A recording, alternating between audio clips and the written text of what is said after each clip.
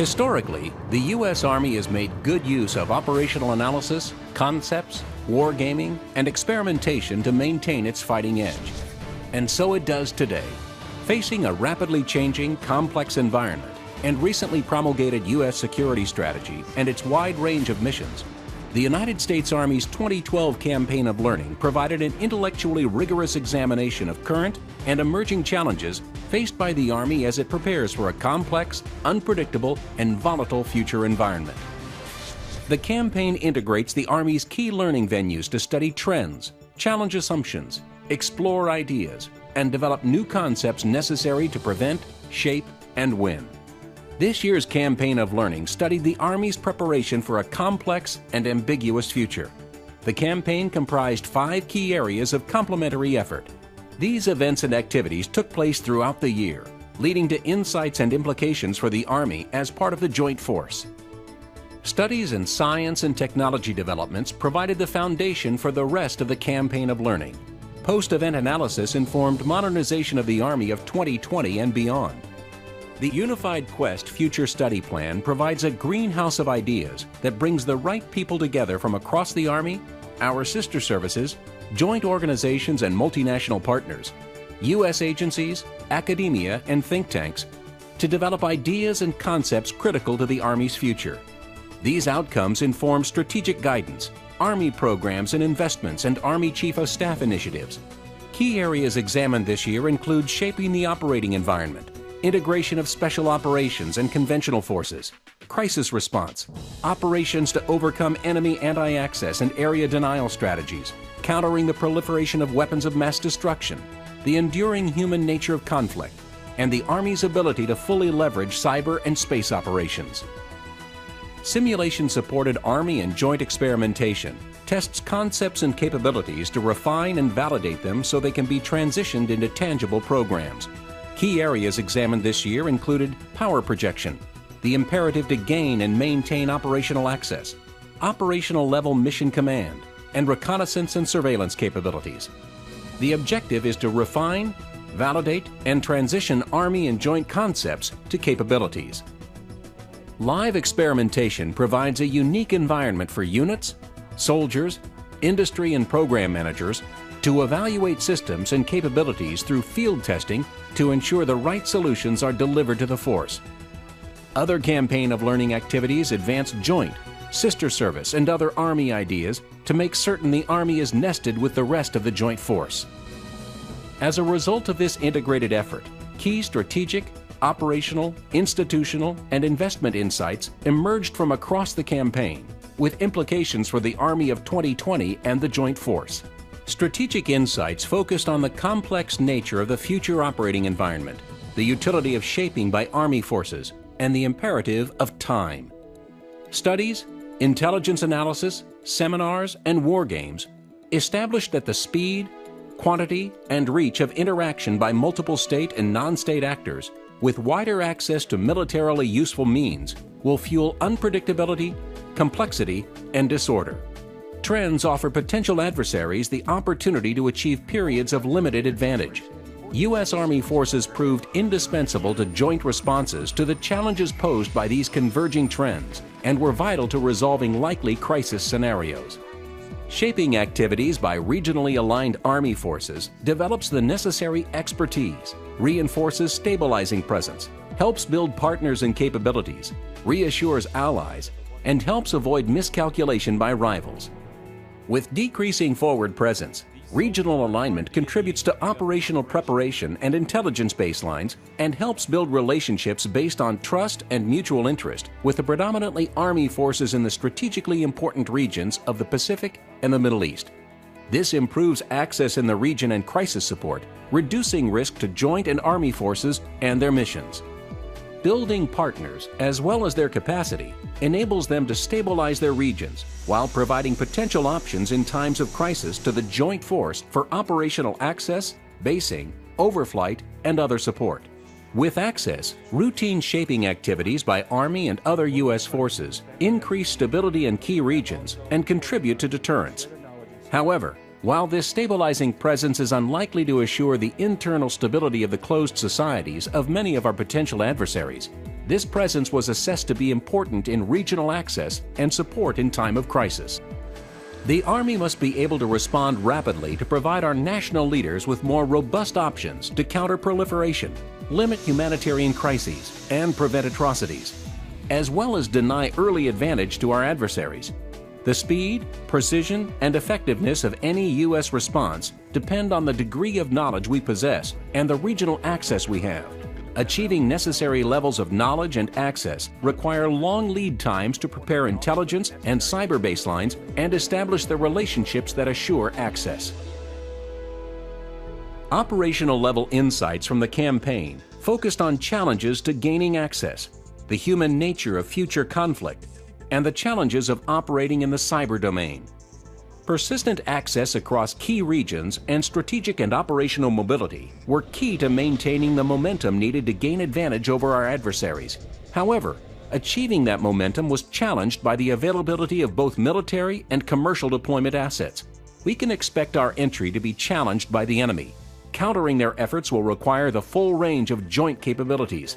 Long-term shaping was seen as key to building relationships in key regions to support access in times of crisis. Enemy challenges to U.S. deployment include both anti-access and area denial strategies. As part of the joint force, the Army must reduce the risk to projecting forces posed by these enemy strategies with new operational approaches such as multiple offset entry operations. This approach provided our forces tactical advantages that were rapidly diminished by our continued and predictable reliance on ports and airfields and declining deployment assets. Understanding and influencing the decision-making and behavior of populations, their government and militaries, was consistently critical to achieving our operational objectives. Ground forces operating in and around populations are uniquely able to effect that change. As noted military historian Martin Van Creveld observed, the enemy resembles us. Therefore, he needs to be approached not as an assembly of targets to be destroyed one by one, but as a living, intelligent entity capable of acting and reacting. Doctrine and training must reinforce the importance of the human context and ensure that joint force plans, preparation, and execution of future military operations fully account for the full range of human factors to achieve strategic outcomes. Cyberspace is an increasingly key area of operations.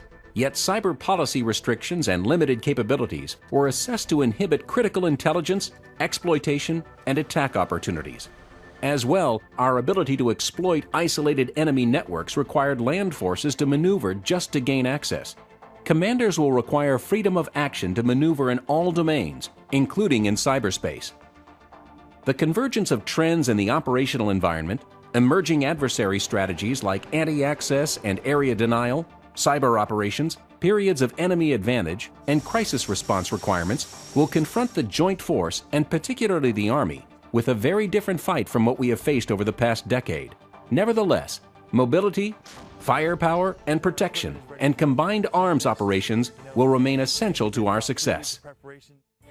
Insights that can be addressed institutionally by the Army centered on special operations and conventional force integration, force generation, soldier performance, and mission command. Integrated special operations and conventional forces contributed to key missions. Our interoperability will be enhanced through doctrine, professional military education, and training efforts that lock in the lessons of the past decade, enhance the synergy of these forces, and better enable future joint operations. Analysis of war games and experiments revealed worldwide demand beyond specific contingencies. This insight highlights demand for land forces that exceeds currently assumed future levels of commitment. Maintaining the Army National Guard and Reserve as an operational vice strategic reserve improves Army readiness and provides the depth, breadth, and resilience unique to the Army that is vital to sustaining momentum once committed. Similarly, shaping operations by our reserves benefit these units as well as our theater commands. The complexity of the operational environment, the emerging character of future conflict, and new operational methods including offset, distributed joint operations, and intuitive command networks at lower levels will place a greater premium on the military and social competence of our leaders and soldiers. Raising their physical and cognitive excellence will be vital to gaining advantage while maximizing our investment in them. Fulfilling Combined Joint Task Force, Land Component Command, and Set the Theater roles, and integrating multiple missions and functions will require several robust mission command headquarters augmented by joint and Army enablers. Areas that inform key investment decisions include power projection, countering proliferation, and science and technology. Military and commercial lift investment trends continue to decline. Army and joint trends leave the Army challenged for crisis deployment and predictably reliant on ports and airfields. As the Army becomes increasingly based in the U.S., regional alignment and rotational presence by Army units will require forward-positioned equipment sets to support shaping activities. Sea basing enabled expeditionary joint and Army operations. Currently programmed, though limited, capabilities of this power projection concept demonstrated their importance to entry operations and littoral maneuver, helped mitigate logistics challenges, and reduced reliance on ports. While promising, joint sea basing capabilities that enable the Army are not yet resourced, and joint sea lift is still not fully interoperable. National security leaders cite nuclear weapons falling into the wrong hands as one of the great dangers we face. Our ability to thwart this challenge of state-scale proliferation will require Army forces to resolve. However, accomplishing this mission is impeded by denied access to those closed states and national-level gaps in our ability to locate, track, exploit, and control material, data, experts, and arms. Resolving these disparities requires a concerted level of effort on a scale similar to countering IED over the last decade.